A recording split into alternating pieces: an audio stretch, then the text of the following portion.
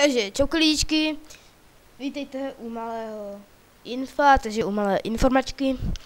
A chtěl bych vám tímto poprosit, abyste mi napsali pod toto video do komentu, jestli byste chtěli, jestli byste chtěli, abych dělal další let's play, gameplaye a další videa, informačky a tak dále. A chci, abyste mi napsali ještě, co bych měl dělat za hru, jestli to bude mulťák, nebo něco takového, je mi to úplně jedno. Prakticky teďka natáčím už Portal, For Story, Race of Gora a Minecraft. A může přibýt i další, třeba Vovko a tak dále.